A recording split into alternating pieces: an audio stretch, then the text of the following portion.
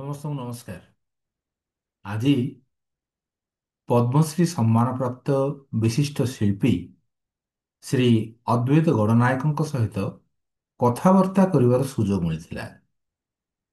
ପଥରକୁ ନେଇ ବିଭିନ୍ନ କଳାକୃତିକୁ ଉପସ୍ଥାପନା କରି ବିଶ୍ୱ ଦରବାରରେ ସୁନାମ ଅର୍ଜନ କରିଥିବା ଶ୍ରୀ ଗଡ଼ନାୟକ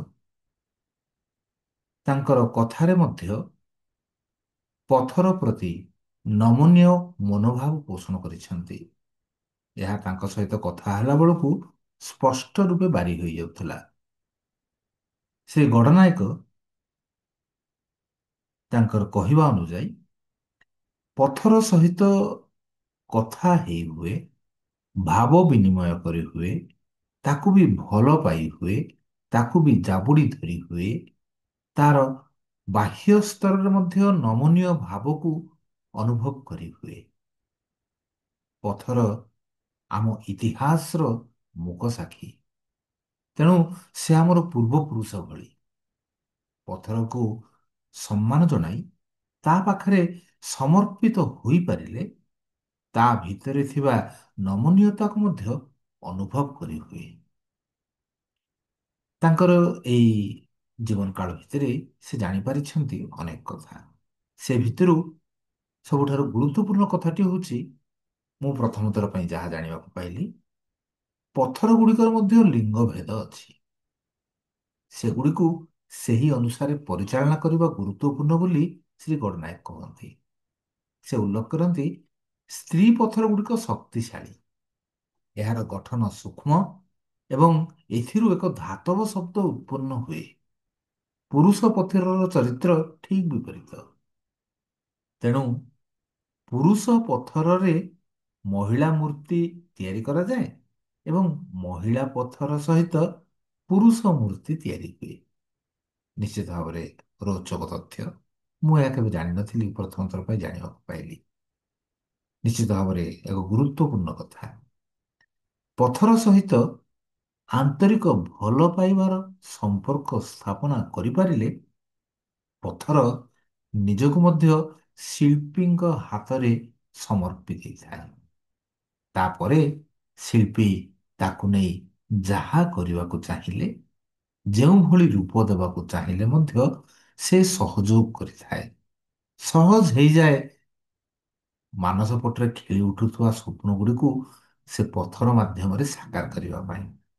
ତାଙ୍କ ସହିତ କଥା ହେଲା ବେଳକୁ ମୁଁ ମୋର ଗୋଟେ ପ୍ରଶ୍ନଟେ ପଚାରିଲି, ଯେ କୁହାଯାଏ ଯେ ଯେତେବେଳେ ପୁରାତନ କାଳରେ ମନ୍ଦିର ଗୁଡ଼ିକର ତିଆରି ଚାଲିଥିଲା, ବହୁ ଉଚ୍ଚରେ ଥିବା ପଥର ଗୁଡ଼ିକୁ ଦେଖି ସମସ୍ତେ ଆଚମ୍ବିତ ହୋଇଯାଆନ୍ତି ଯେ ଏତେ ଉପରକୁ ନେବା ପାଇଁ ଆମ ପାଖରେ କଣ ସବୁ ଅସ୍ତ୍ର ଥିଲା। ସେ କହିଲେ ଯେ ସେତେବେଳେ ତ ଅସ୍ତ୍ର ସେମିତି ଆ, କିଛି ନଥିଲା କହିଲେ ଅତ୍ୟୁକ୍ତି ହେବ ନାହିଁ। ପଥରକୁ ପଥରରେ ମାରି ମଧ୍ୟ ନିର୍ମାଣ କରୁଥିଲେ ସୁନ୍ଦର ସୁନ୍ଦର ମୂର୍ତ୍ତି। ତେବେ ଏଇ ଯୋଉ ପଥର ଗୁଡ଼ିକୁ ବୋଧହୁଏ ସେତିକି ବେଳେ ସେହି କାରିଗରମାନେ ଯୋଗୀ ମୁନି ଋଷି ଭଳି ପଥର ସହିତ କଥାବାର୍ତ୍ତା କରିଛନ୍ତି ଏବଂ ତାଙ୍କ ସହିତ ପ୍ରେମର ସମ୍ପର୍କ ଆଣିଛନ୍ତି ଏବଂ ସେଇ ପ୍ରେମ ସ୍ନେହ ଶ୍ରଦ୍ଧାରେ ପଥର ନିଜକୁ ସମର୍ପିତ କରିଦେଇଛି ଏବଂ ତାରି ଅଙ୍ଗୀକାରବଦ୍ଧ, ତାର ଯୋଉ ଆକ୍ସେପ୍ଟାନ୍ସ, ତାହାରି ବଳରେ ଶିଳ୍ପୀକୁ ସେ ଏହି ଉଚ୍ଚତର କାର୍ଯ୍ୟ କରିବା ପାଇଁ ସହଯୋଗ କରିଛି। ଠିକ୍ ଯେମିତି ଆମେ ରଥଯାତ୍ରା ସମୟରେ ଶ୍ରୀ ଜଗନ୍ନାଥ ଓ ବଳଭଦ୍ର ସୁଭଦ୍ରାଙ୍କୁ ପହଣ୍ଡି କଲାବେଳକୁ କୁହାଯାଏ ଯେ ଜଗତର ନାଥ ଜଗନ୍ନାଥ, ଜଗତର ହର୍ତ୍ତା ତାଙ୍କୁ ସାଧାରଣ ଭକ୍ତଟିଏ କିପରି ଭାବରେ ନିଜ ହାତରେ ନେଇଯାଏ ରଥ ଉପରକୁ। ତାଙ୍କର ଆଜ୍ଞା ନଥିଲେ, ତାଙ୍କର ଅନୁମତି ନଥିଲେ ଏହା କଣ ସମ୍ଭବ ହୁଏ? ଏଇ କଥାକୁ ଆଜି ପୁଣି ଥରେ ଏଇ ପଥର ସହିତ କଥା ହେବା ଏବଂ ପଥର ଉପରେ ଥିବା ନିଜ ଯୋଉ ଗୋଟେ ମୂଳ ତତ୍ଵକୁ ଜାଣିବା ବେଳକୁ ସେଇ ଅନୁଭୂତି ମିଳିଲା। ନିଶ୍ଚିତ ଭାବରେ ଶ୍ରୀ ଗଣନାୟକଙ୍କ ପାଖରେ କୃତଜ୍ଞତା ଜଣେଇବି। ତାଙ୍କର ଏଇ କାର୍ଯ୍ୟ ଆହୁରି ଆଗକୁ ଯାଉ, ନିରନ୍ତର ଭାବରେ ଏହିପରି ନୂତନ ତଥ୍ୟକୁ ସେ ଅନୁଭବ କରନ୍ତୁ। ହଁ ବନ୍ଧୁଗଣ, ଏଠାରେ ଯୋଉ ଫଟୋଟି ଦେଖୁଛନ୍ତି, ସେ ଫଟୋରେ ଯୋଉ ଦାଢି ଧରି ନିଜକୁ ପ୍ରତିଷ୍ଠିତ କରୁଛନ୍ତି ଦାଢ଼ି ସହିତ। ଏତେ ଗୋଟେ ଦାଢ଼ି ପୁରା। ଆଁ? ସେ ଦାଢ଼ି ଭିତରେ କେତେ କେତେ କଥା ଯେ ଲୁଚିକିରି ରହିଛି, କେତେ କେତେ ପଥରର ସ୍ୱପ୍ନ ସେ ଭିତରେ ରହିଛି, ତାକୁ ଦେଖିଲେ ଆମେ ଅଭିଭୂତ ହୋଇ ଉଠିବା, ଆମେ ଅନୁପ୍ରାଣିତ ହୋଇ ଉଠିବା। ତେଣୁ ଶ୍ରୀ ଗଣନାୟକଙ୍କୁ କୃତଜ୍ଞତା ଜଣାଉଛୁ ରେଡ଼ିଓ କୋରାପୁଟର ସମସ୍ତ ଶ୍ରୋତାଙ୍କ ତରଫରୁ।